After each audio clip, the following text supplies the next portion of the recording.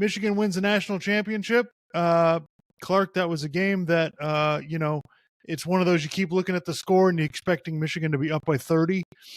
And, because they really, the game vacillated, and I heard this description I thought was appropriate. It vacillated between Michigan's blowing them out, and if Washington makes a play here, the game's tied. It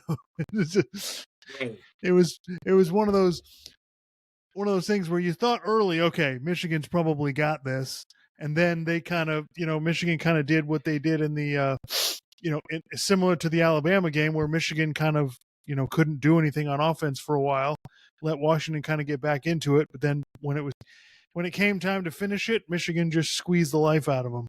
So, I thought it was a great performance by Michigan. Of course, we all wanted a closer game, but it's one of those things.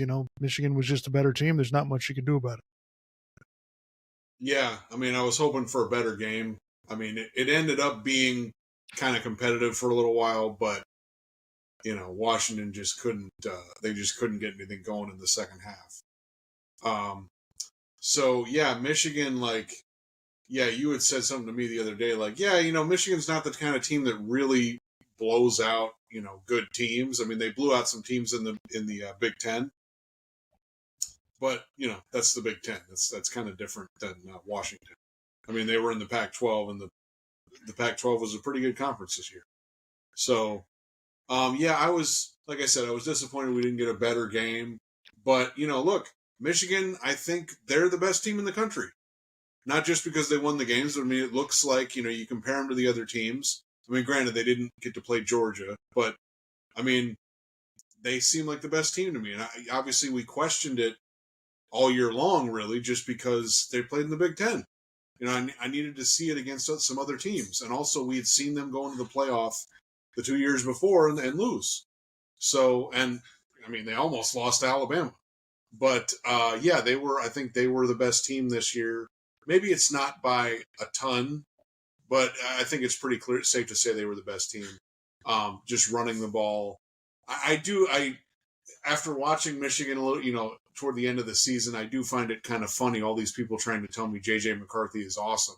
I'm not saying he's terrible or anything, but come on, guys. I mean, he's fine. He makes a few plays here and there, but a lot of these games, they're just running the ball. It feels like they're hiding him a little bit.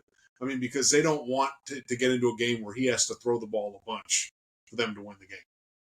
They clearly didn't want to do that, which that's not their strength. Yeah, I mean, and I would say, and when people complain about J.J. McCarthy, my response is, well, Stetson Bennett won the last 2 national championships. So, I don't think you need, you don't need to have a great quarterback. And I think we gotten spoiled over the last 4 or 5 years with all the great quarterbacks in college football that, that's how you have to win. And this Michigan team was like an Alabama team from 10 to 12 years ago, where the quarterback's not really the guy and they just crush you.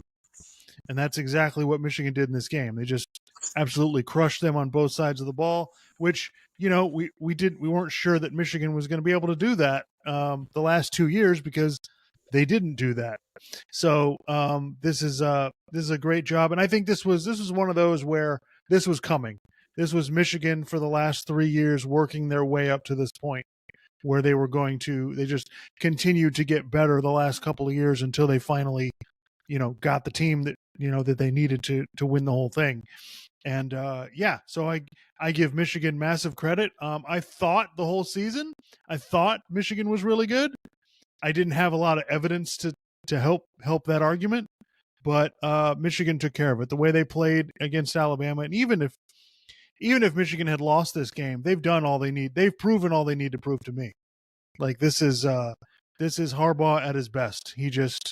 He turns these teams into physical monsters, and he did it at Stanford. He did it in the NFL. This is what he does, and this is a perfect team for Harbaugh. And I think J.J. McCarthy's a perfect quarterback for Jim Harbaugh. Right. Yeah. I did think it was after the game. So Harbaugh said, someone asked about the different things that have obviously gone on this year in terms of, Harbaugh being suspended for 6 games over the course of the year for various reasons. And he said basically if you take it out of context, it sounds a certain way, but I think he was basically saying the players are innocent, which is true. The players are innocent. Like, if you want to criticize the coaching staff for letting whatever happen, okay, fine. Or you want to criticize the University of Michigan, like, that's perfectly fine. But, the players are innocent. And yeah, the players are innocent. I don't have a problem with the players. These different things that happened are, the recruiting stuff that stuff just bores me because it's basically the NCAA trying to cling to this old definition of amateurism, which really doesn't hold up anymore. So even though that stuff is technically against the rules, I don't. And now you've got NIL, so I don't really see that as that big of a deal. The other stuff, the sign stealing stuff. I mean, look, people are going to forget about that, and the NCAA is going to take a while to finish their investigation, and then we can talk about it then.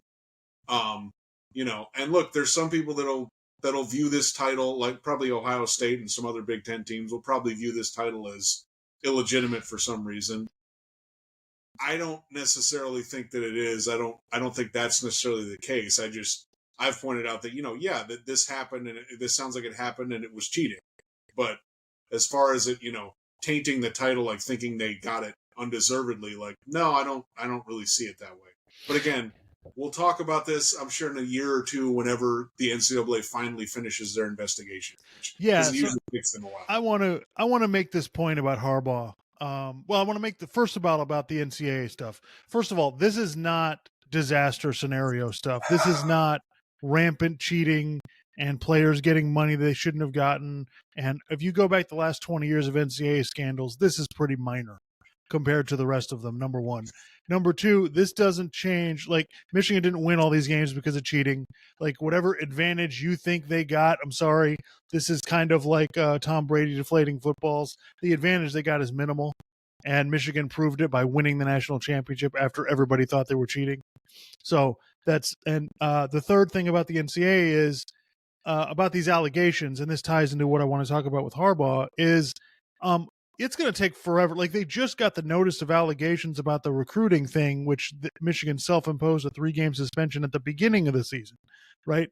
So I don't even think any of this NCAA stuff is going to affect Michigan next season at all.